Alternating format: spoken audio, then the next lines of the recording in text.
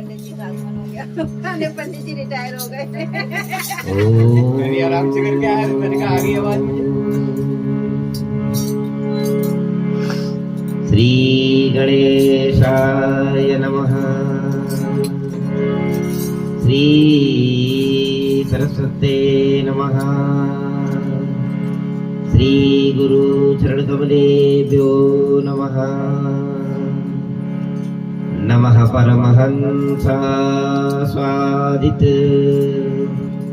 चरण कमल चिन्म किरंदाय श्री भक्त जनमानस निवासाय श्री रामचंद्राय सजल जलधतामम् प्रेम वापिमरालम् अभिनभुवनमालम् प्रेम वल्ली प्रणालम् ललिलभुवन नीलम् दानवानां करालम् निखिल मनुजपालम् नौमितं नन्दबालम्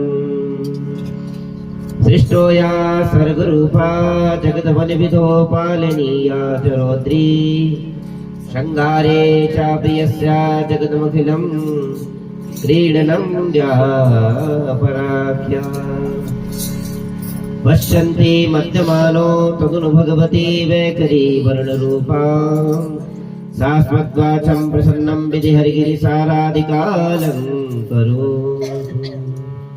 देयं सदा परिभवग्नमभीष्टदोहं तीर्थास्पदं शुभविरञ्चिनुतं शरण्यम् वृत्तातिहं प्रणतपालभवाब्धिभूतं वन्दे महापुरुषते चरणारविन्दम् नारायणं नमस्कृत्य नरं चैव नरोत्तमम् देवीं सरस्वतीं व्यास ततो जयमुदीरये। भक्ति भक्त भगवंत गुरु चतुर्नाम वपुए इनके पद वंदन किए नाशत विघ्नो अनेक सब कुछ दीनो आपनो वेट करूं क्या ना नमस्कार की भेंट लो जोड़ूं दोनों हाथ जोड़ वंदन करूं धरूं चरण में शीश ज्ञान भक्ति मोहे दीजिए परम पुरुष जगदीश। लाख बार हरि हरि कहो एक बार हरिदास अति प्रसन्न श्री लाडली देत विपिन को वास। अरे शाम शाम तो मैं रटूं शाम ही जीवन प्राण शाम भक्त जग में बड़ो उन्हें करो प्रणाम। गुरुर्ब्रह्मा गुरुर्विष्णु गुरुर्देवो महेश्वरा गुरुर्साक्षात् परब्रह्मा तस्मै श्री गुरुवे नमः। बोलिए श्री भक्तवत्सल भगवान की जय। श्री वृंदावन बाके बिहारी लाल की जय। आइए वाणी और मन को पवित्र करने के लिए सभी लोग एक स्वर में श्री हनुमान चालीसा जी का पाठ करेंगे।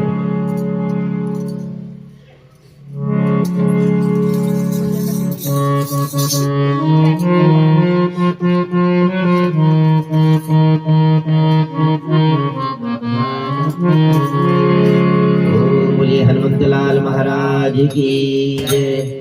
श्री गुरु चरण सरोज रज निज मन मुकुर सुधार वरणो रघुवर विमल जसो सुदायक फलचार।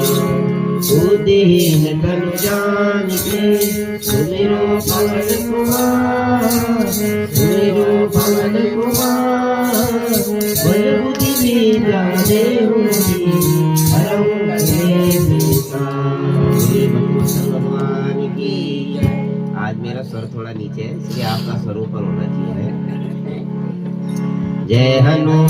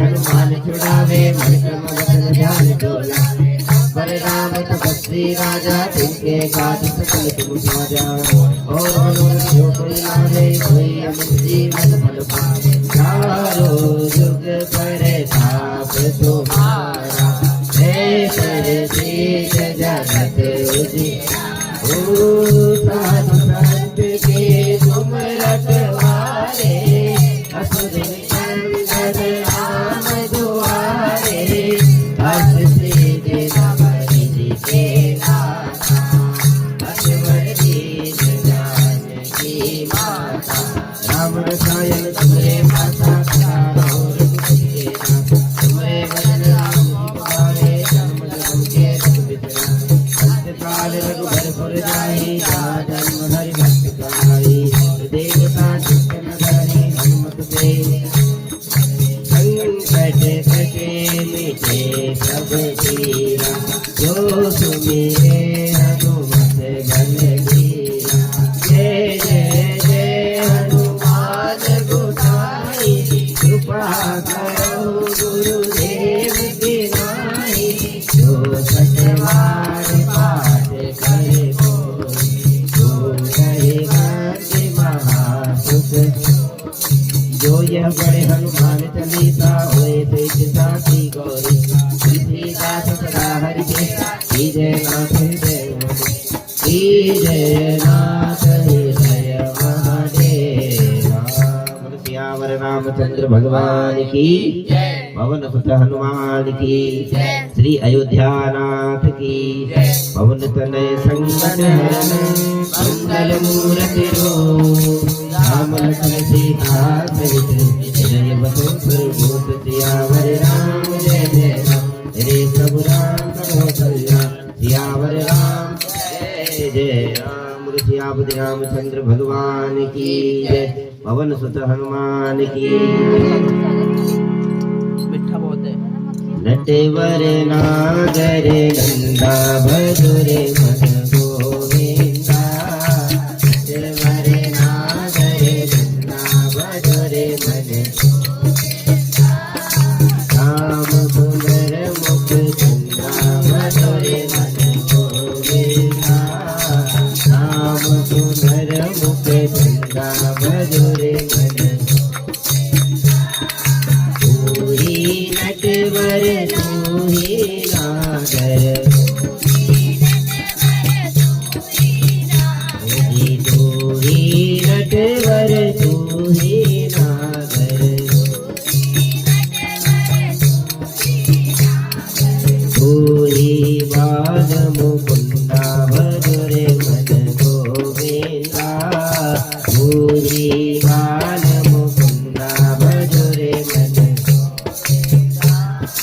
नटवर नागर नंदा भदुरे मन गोविंदा राम सुंदर मुख चंदा भदुरे मन गोविंदा सब देवन में कृष्ण बड़े हैं सब देवन में कृष्ण बड़े हैं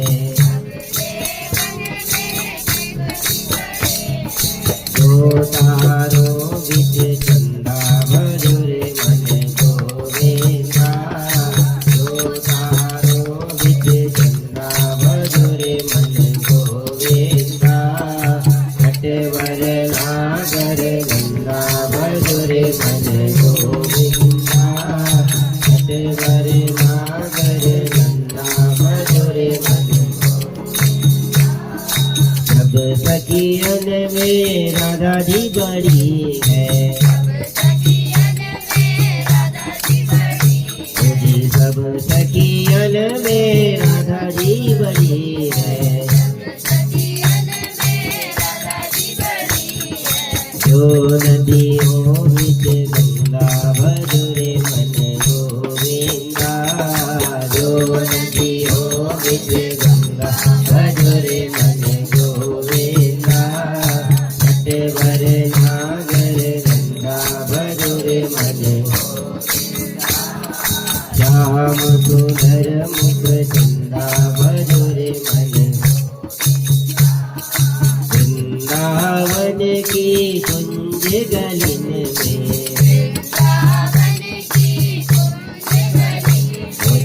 वृंदावन की कुंज गलिन में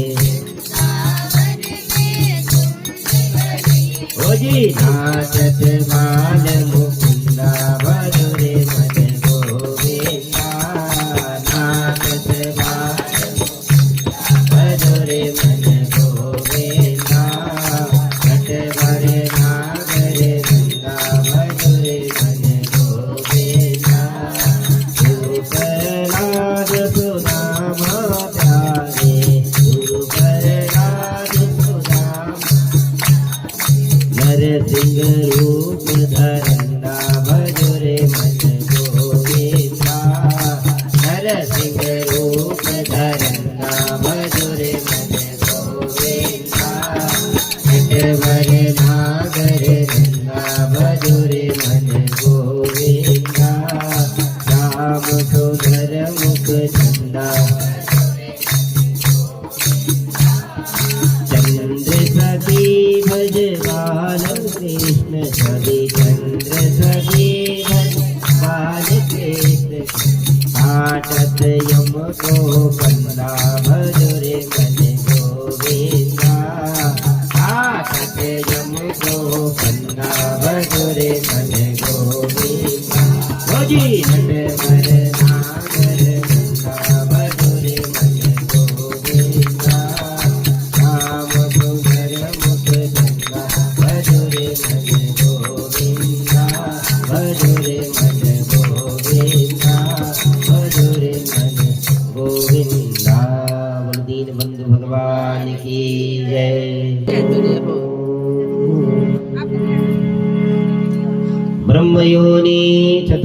मूर्ति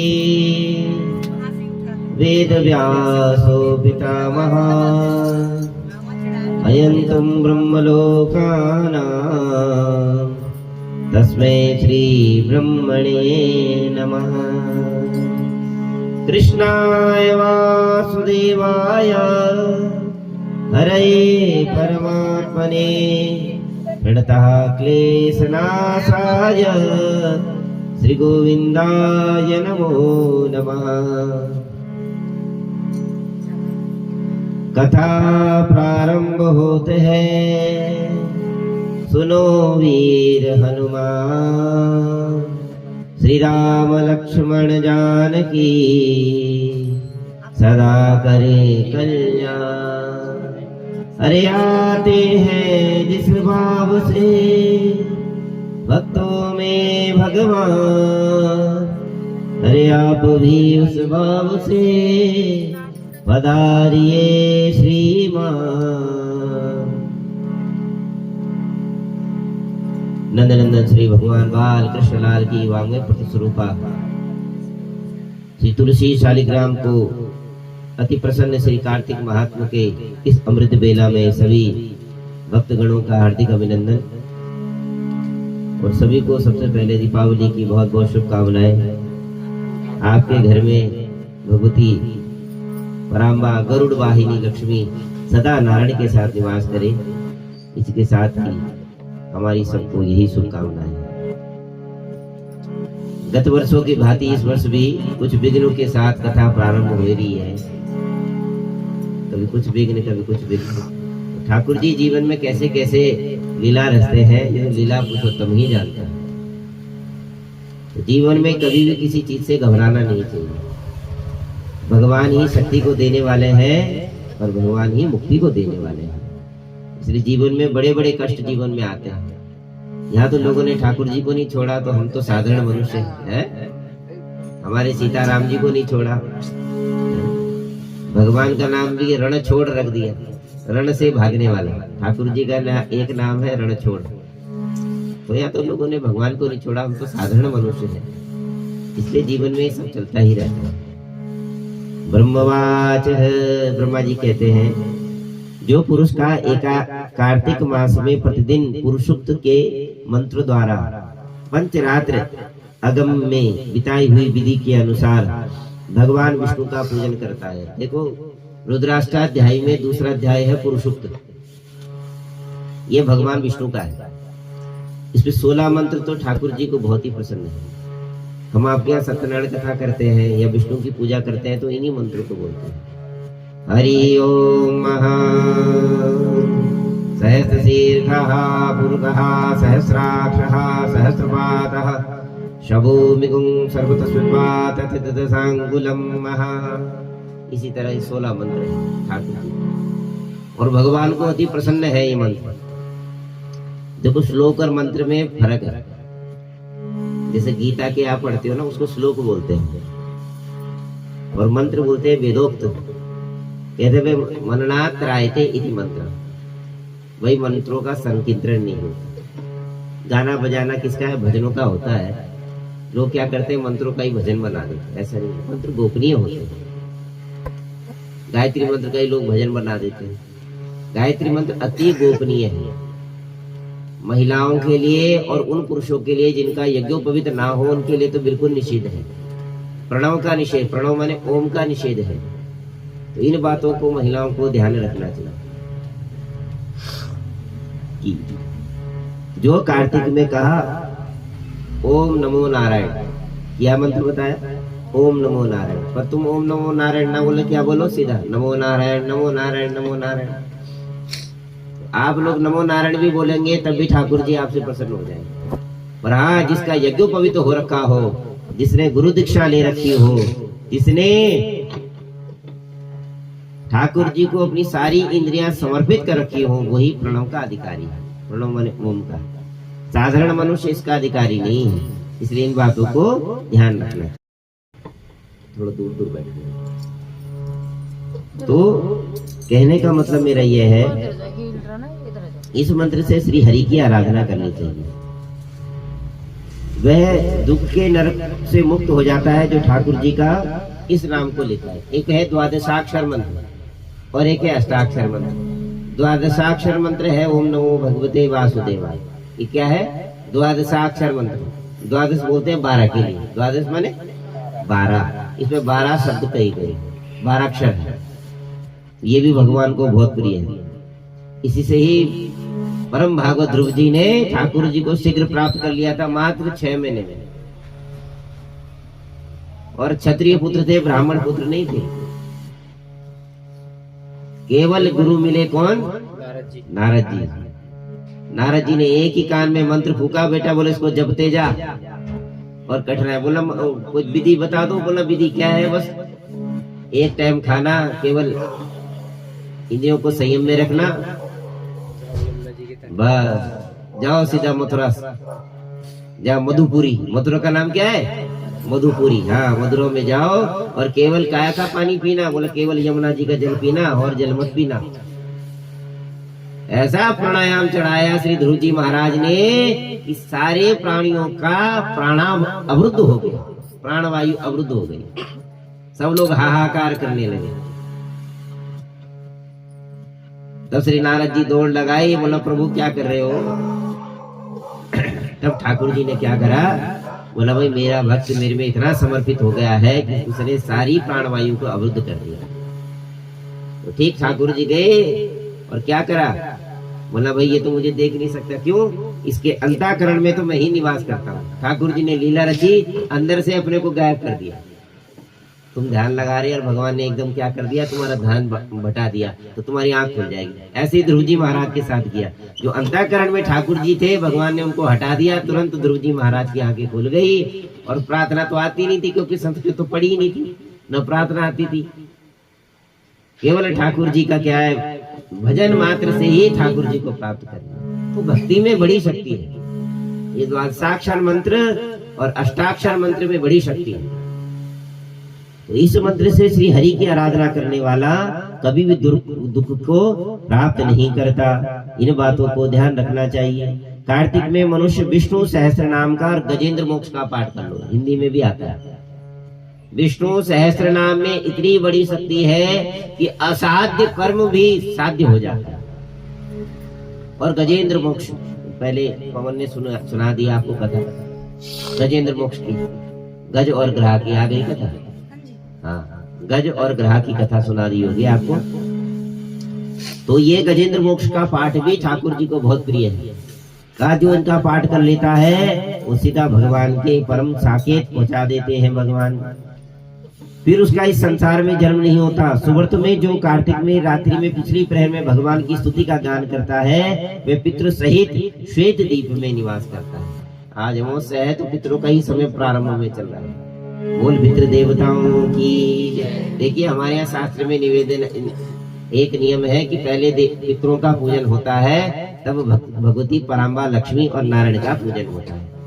आप बोलोगे पहले तो नारायण का पूजन होना चाहिए। ऐसा है, पितृ स्वरूप जनार्दन भगवान वासुदेव ही है, इसलिए भगवान ने पितृ को आगे रखा। आपके यहाँ श्राद्ध पक्ष में पंडित जी आते हैं तो पहले शालिग्राम भगवान की पूजा होती है, तब जाके श्राद्ध कर्म होता है। तो इसलिए ये बताया कि सबसे पहले पितरों के, किसी के बर्तन भरते हैं, किसी का जोड़ा निकालते हैं, किसी का कुछ करते हैं। ऐसी अपनी अपनी विधि लोकाचार की दृष्टि से लोगों ने बना रखी। तो ये सब बताया। तो जब तक प्रातःकाल पितरों का आह्वान नहीं किया, तब तक आप लक्ष्मी और नारायण के पूजा के अधिकारी बने ही नहीं। ये नियम बताया। तो प्रातःकाल दीपावली के दिन पहले सबसे पहले पितरों का स्मरण करा करो। और मैंने सबके लिए बताया कि 2 तर्पण तो हर व्यक्ति दे सकता है, एक यम तर्पण और एक भीष्म तर्पण। प्रत्येक व्यक्ति के लिए ग्राह्य है। तो इन चीजों को ध्यान रखना चाहिए।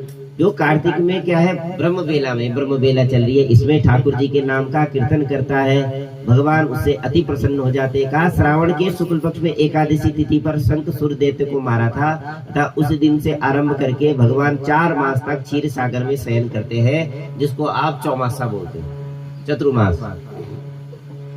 और कार्तिक शुक्ल एकादशी को ठाकुर जी क्या हुए थे, जागे थे। इस कारण वैष्णवों को एकादशी में निम्नलिखित मंत्रों से ठाकुर जी को उठाना चाहिए। जो आप भगवान को जिन्होंने ठाकुर जी रखे हुए ना, इस मंत्र को जरूर याद करना चाहिए। कौन सा?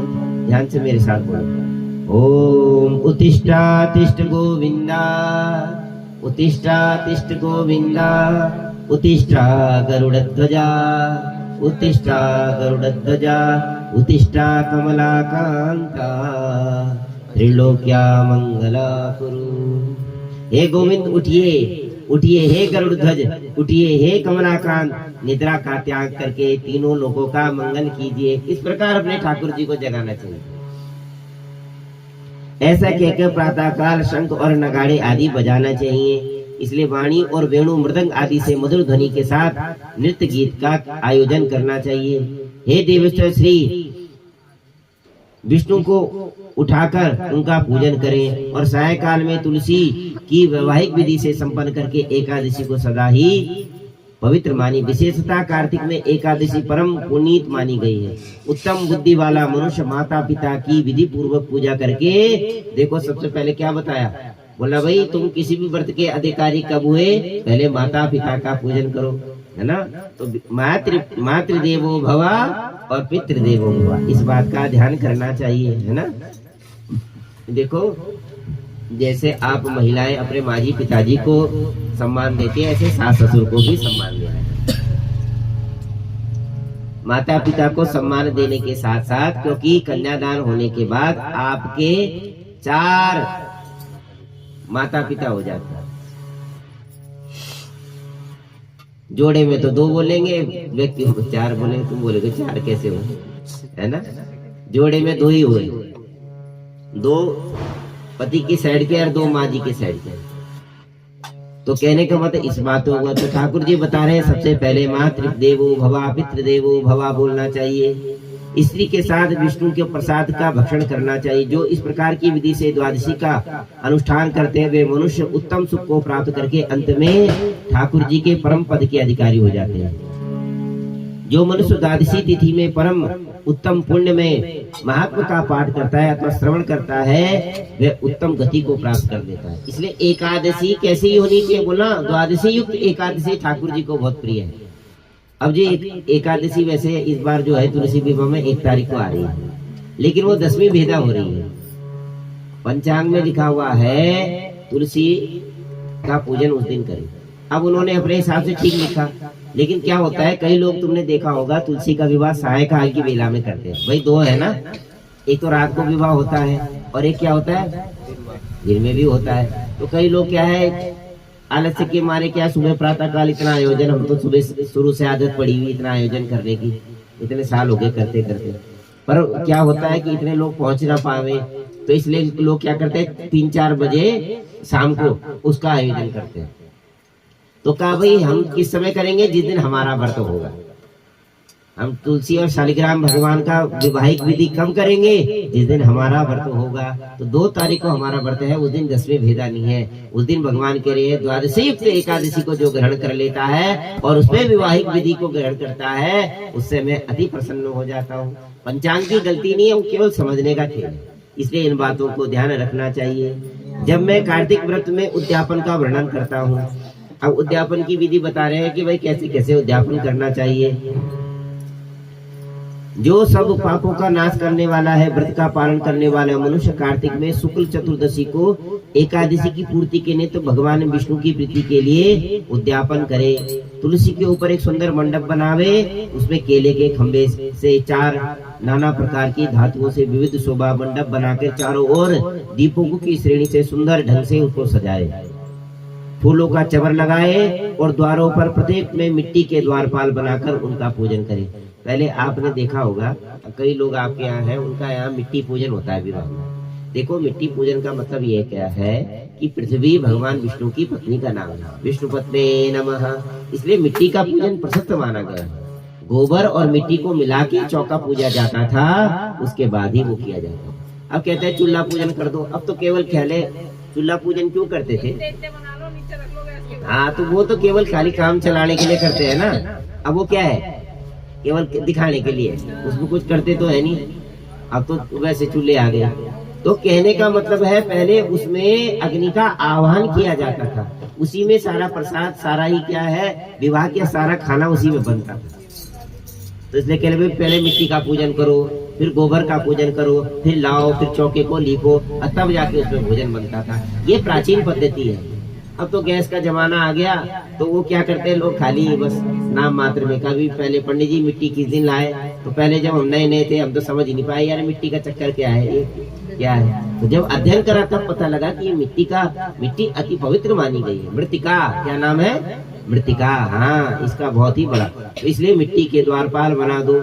उनके नाम क्या है, ठाकुर जी के द्वारपाल कौन कौन है, सबसे पहले जय और विजय, फिर है चंड, फिर दूसरा है प्रचंड, फिर है नंदन सुनंदन, फिर है कुमुद और कुमुदाक्ष। ये चारों द्वारपालों पे दो दो क्रम से स्थापित करके का भक्ति पूर्वक पूजन करे और तुलसी की जड़ के समीप में चारों रंग से शोभित सर्वतो भद्रमंडल बना लो।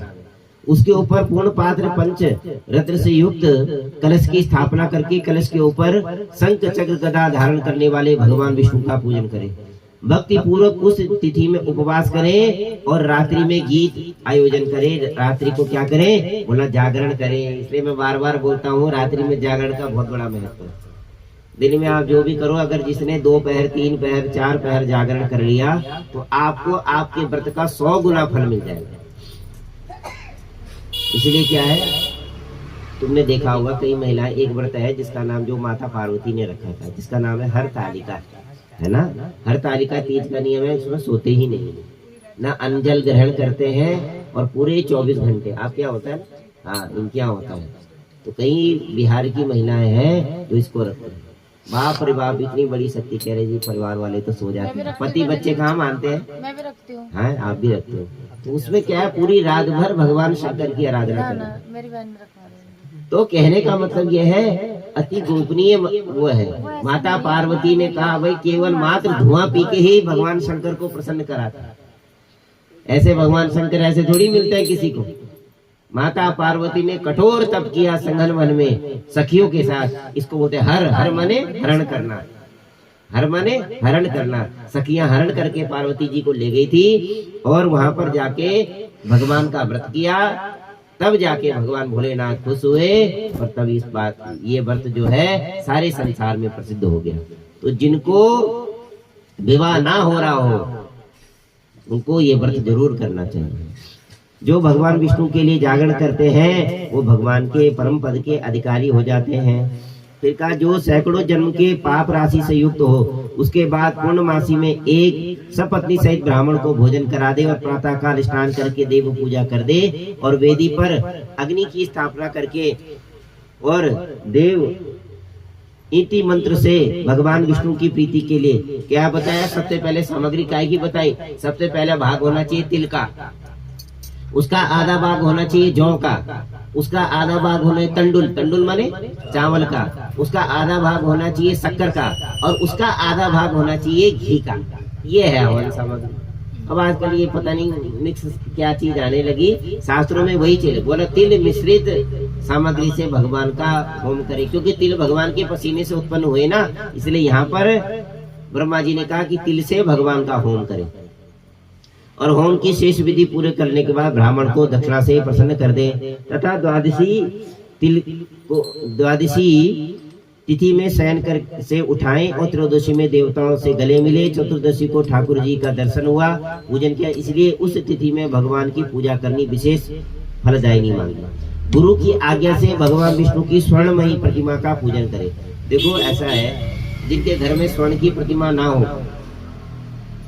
पहले तो कहा भाई सोने की हो ठाकुर जी की, सोना कहाँ से लाए, बाप रे बाप। अब किसकी मतलब है, आगे आने वाले समय में तो मुझे लग रहा है शादी ब्याह से भी सोना गायब हो जाएगा। तो कहने का मतलब है कि भाई इतनी महंगाई इस समय बढ़ चुकी है, इसलिए अब त्योहार भी बड़े फीके होने लगे। क्यों होने लगे, इसलिए महंगाई में सब कुछ क्या है कमर तोड़ दिया। कल दिवाली में वो बात नहीं, हाँ वो बात नहीं थी। अब जो उत्साह लोगों का रहता है, गलत काम में बहुत ध्यान है। पटाखे कम जलाने चाहिए। क्यों कम जलाने चाहिए, इसलिए जलाने चाहिए कि इससे वनस्पति को नुकसान होता है। शास्त्र कहता है ये पटाखे जलाने ठीक नहीं है। उत्सव का नाम क्या है, दीपावली। केवल कहा दीपक जलाओ, अयोध्या में इस बार बहुत बड़ा उत्सव मनाया गया, करोड़ों दीपक जलाए गए। ये बड़ा ही तो इसलिए क्या है, इन बातों को ध्यान रखना चाहिए। कहा जो इस प्रकार से कार्तिक का व्रत का पालन करता है वो धन और पूजनीय हो जाता है। उत्तम फल की व्यक्ति को प्राप्ति होती है। जो भगवान विष्णु की भक्ति में तत्पर होकर कार्तिक का व्रत करते हैं उसके शरीर में स्थित सभी पाप तत्काल क्या हो जाते हैं, भस्म हो जाते हैं। जो श्रद्धा पूर्वक कार्तिक में उद्यापन का महत्व सुनता है और सुनाता है उसको भगवान की सायुज्यता, सायुज्य किसको बोलते हैं, भगवान उसे अपने समीप ले जाते हैं। भगवान विष्णु की पूजन में रात्रि काल व्यापिनी चतुर्दशी को ग्रहण करना चाहिए। अरुणोदय काल में भगवान शिव की पूजा करनी चाहिए। सायंकाल में काशी में पंचगंगा में स्नान करके भगवान बिंदु माधव की पूजन करें। पहले विष्णु कांची में स्नान करके भगवान के अनंत शयन का पूजन करें। फिर रुद्र कांची में स्नान करके ओंकारेश्वर अग्नि तीर्थ में नहाकर फिर नारायण की पूजा करें। फिर ऋतु दक में स्नान करके केदारेश्वर भगवान की पूजा करें और प्रयाग यमुना में स्नान करके बीड़ी माधव का पूजन करके फिर गंगा में स्नान करें। फिर संगेश्वर में पूजन करके ऐसा करने से उसके समस्त पाप क्या हो जाते हैं, भस्म हो जाते हैं। देखो मैंने सबसे पहले आपको ये बोला था कि इस कार्तिक व्रत का महात्मा अगर तीर्थ में सुना जाए, कई लोग क्या करते हैं इस समय 1 महीने के लिए हरिद्वार ऋषिकेश इन स्थानों पर चल जाते हैं और जिन स्थानों जो अपने गुरु से जुड़े हैं या आश्रमों से जुड़े हैं वहां पर कथा होती है। अब जवानों को तो टाइम नहीं है, उन्होंने कहा वृद्ध माता पिता इन्हें भेज दो जैसे भी हो। इसलिए मैं बार बार बोलता हूँ ये जवानी ही भक्ति के लिए है।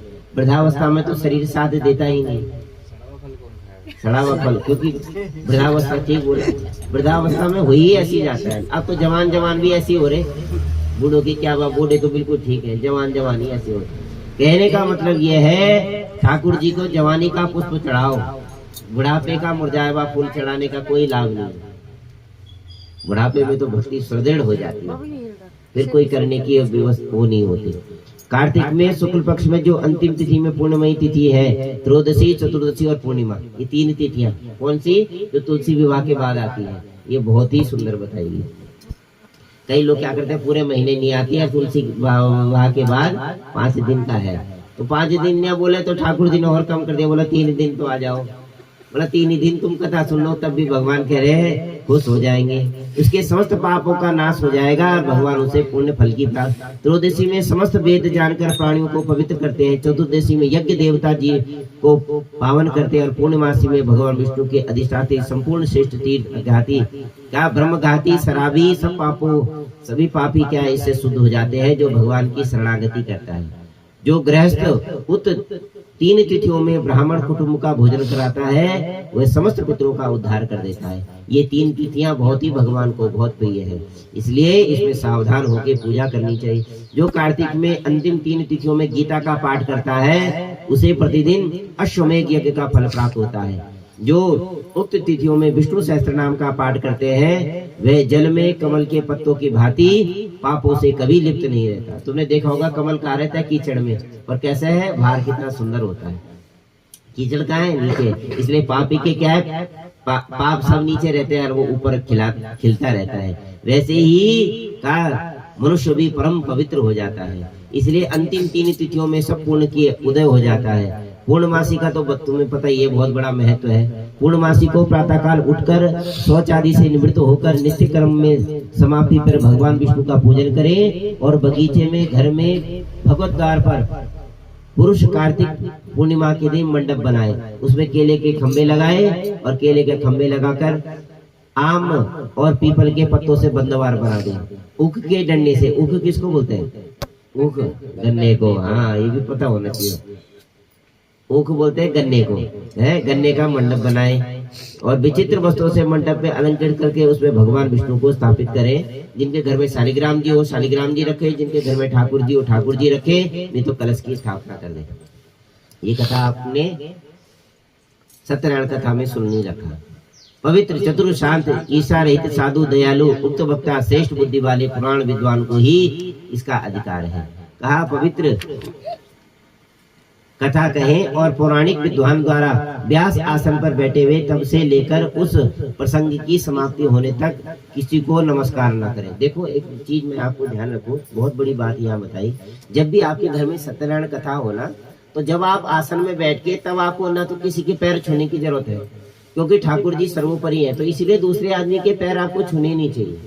जब तक ब्राह्मण ने आपको आशीर्वाद नहीं दिया तब तक आपको न तो किसी को नमस्कार करने की जरूरत है, बल्कि सीताराम राधे श्याम बोलते गए और बस राधे राधे बोलते रहो, उसमें नमस्कार भी हो जाता है और अपराध भी नहीं होता। यहाँ कह रहे जब भी कथा चल रही हो तो भगवान के सम्मुख बैठे हुए किसी को नमस्कार प्रणाम पैर ना छुए, ये एक विधि का विधान बताया। तो कहा जब भी आपके घर में कथा हो तो आते रहे, आप राधे राधे करते रहो, वो अपना स्थान अपना लेते रहेंगे। ना आपको ये कहने की जरूरत है कि पानी पी लो चाय पी लो। जब कथा घर में होती है और कथा चल रही हो तो वो बहुत ही कोई बेशरम होगा जो कहेगा अरे कथा छोड़ो चाय बनाओ। तो बुद्धिमान व्यक्ति क्या होता है, जब कथा चल रही होती है वो चुपचाप स्थान देखता है और स्थान में बैठ जाता है।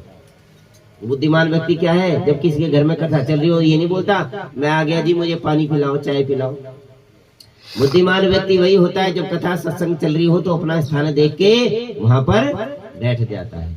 इन बातों को ध्यान रखना चाहिए, तभी व्रत का फल मिलता है। ऐसे स्थान में बुद्धिमान पुरुष को हमेशा ध्यान रखना चाहिए कि किसी को प्रणाम ना करे। जो शुद्ध भक्ति युक्त अन्य कार्यों में अभिलाषित ना रखने वाला, मौन पवित्र चतुर हो, श्रोता पुण्य का भागी होता है। जो मनुष्य बिना भक्ति के तथा अधम भाव से लेकर पवित्र कथा को सुनते हैं उसको पुण्य फल नहीं मिलता। हमेशा क्या है देखो, कभी भी आपको कोई भी चीज याद हो हमेशा अज्ञानी बन के बैठना चाहिए। आप तो 10 साल से कथा सुन रहे, लेकिन हर बार आपको नया नया चीज मैं बताते रहता हूँ। ये क्या खुद भी व्यक्ति को अध्ययन करना पड़ता है, नई नई चीज बतानी। एक एक चीज रट के बोलता रहूंगा तो कैसे चलेगा। इसलिए ब्राह्मण को भी कहा कि सबसे पहले अध्ययन करो, पढ़ना और पढ़ाना, यज्ञ करना कराना, दान लेना और दान देना, ये ब्राह्मण के 6 क्रम बताए। ये नहीं कि दान लेते लेते। इसलिए क्या है, जब भी हो तो श्रद्धा पूर्वक ही ब्राह्मण को इस चीज का कर्म करना चाहिए। मास के अंत में गंध की माल से वस्त्र आभूषण करके धन से पवित्र करके भक्ति पूर्वक पौराणिक विद्वान को दक्षिणा से संतुष्ट करे।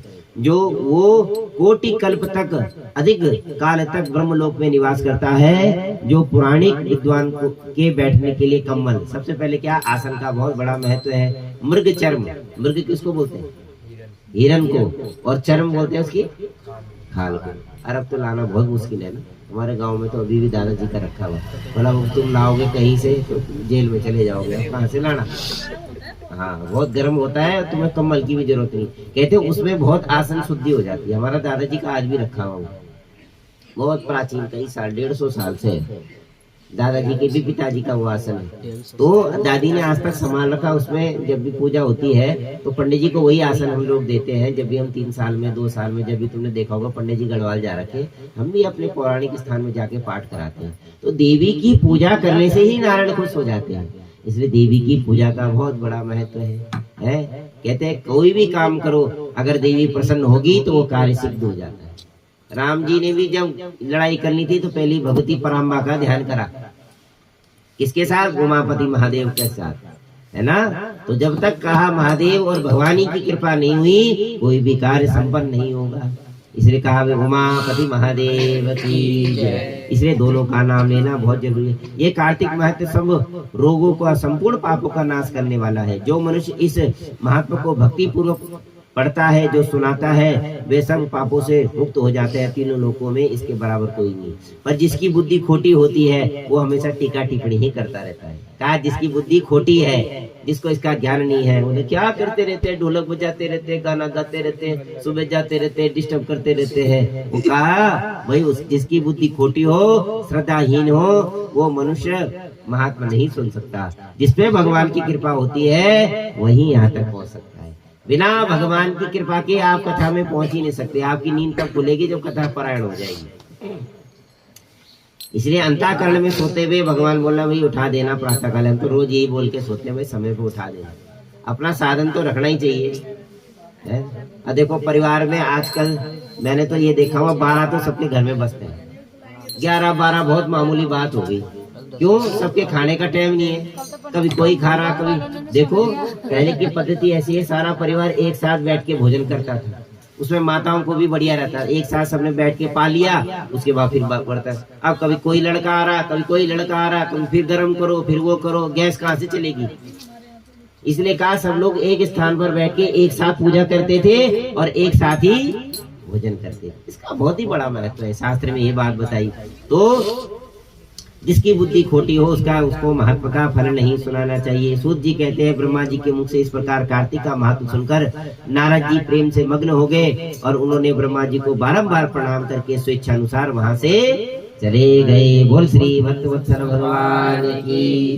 तो स्कंद पुराणांतर्गत ये कथा का आज विराम हुआ। आप सब लोगों को कार्तिक की इस शुभ दीपावली की बहुत बहुत शुभकामनाएं। इसके आपके घर में भगवती गरुड़ वाहिनी लक्ष्मी सदा विराजमान रहे, यही हमारी आपसे बहुत बहुत शुभकामनाएं। बोल श्री भक्तवत्सल भगवान की जय। कथा विराम होत है, विदा हुए भगवान। श्री राम लक्ष्मण जानकी सदा करे कल्याण।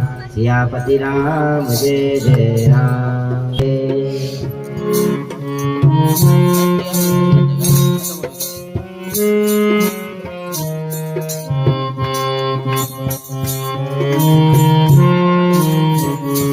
कलियुग में भेद होए हनुमान तुम्हारा क्या कहना। कलियुग में भेद होए हनुमान तुम्हारा क्या कहना। तेरी जाति का क्या कहना, तेरी जाति का क्या कहना, तेरी जाति का क्या कहना, तेरी जाति का क्या कहना। कलियुग में तेज हो देव तुम्हें हनुमान तुम्हारा क्या कहना। कलियुग में तेज हो देव तुम्हें हनुमान तुम्हारा क्या कहना। सीता की खोज करी तुमने, तुम सात समुंदर पार गए। सीता की खोज करी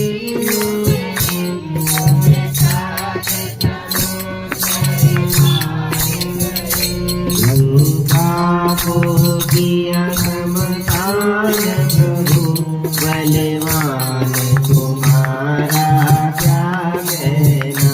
लंका को किया समसान प्रभु, बलवान तुम्हारा क्या कहना। तेरी साथी का क्या कहना, तेरी साथी का क्या कहना। कलियुग में तेज हो देव तुम्हें हनुमान तुम्हारा। कलियुग में तेज हो देव तुम्हें हनुमान तुम्हारा। जब रतन लाल को साथी लगी, तुम घोर गिरी पर्वत लाए। जब रतन लाल को साथी लगी, तुम घोर गिरी पर्वत लाए। लक्ष्मण के बताए आकर के, लक्ष्मण के बताए परिणाम तुम्हारा क्या कहना। लक्ष्मण के बताए आकर के, सब काल तुम्हारा क्या कहना।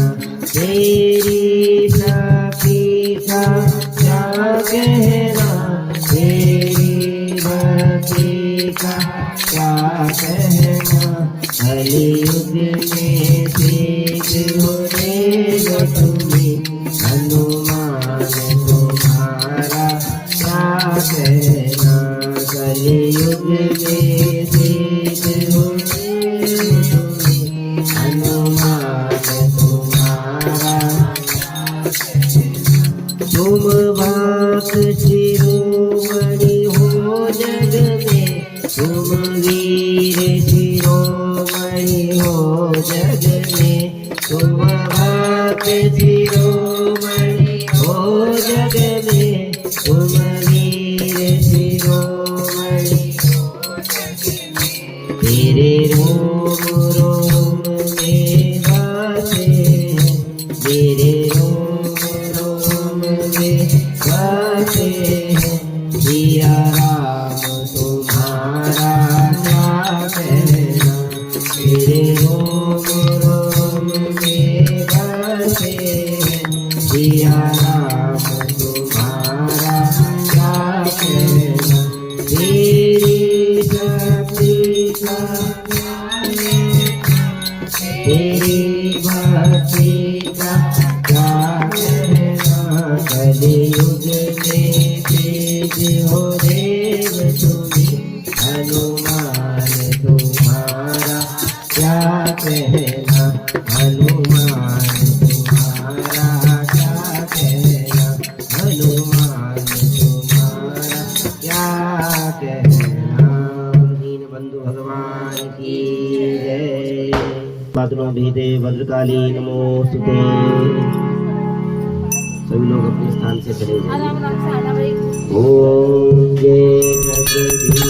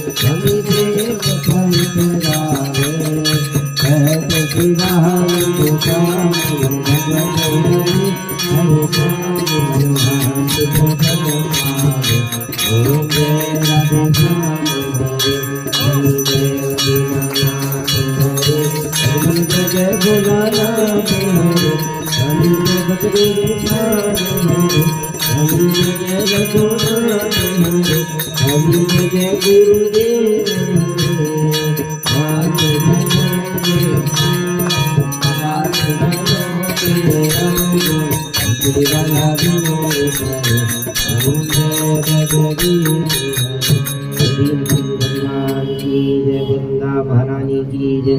ओम जय गंगे माता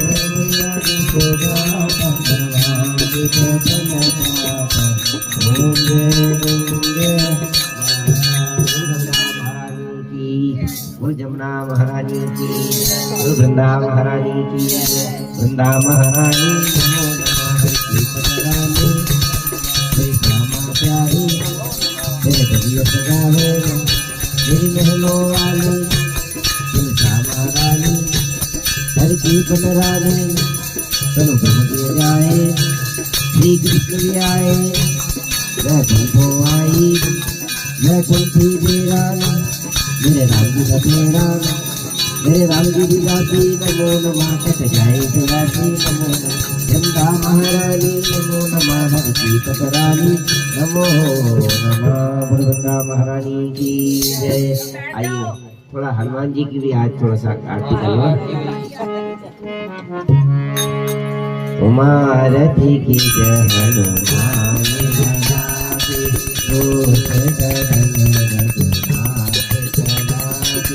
जाके मन के दीवार पापे, रोग रोग झटे निकट न जाके, अंजन को रावण गाए, अंजन के सब सदा सहाय, देवी रघुनाथ बताए, लंका जाए इतिहास सिखाए, संकट को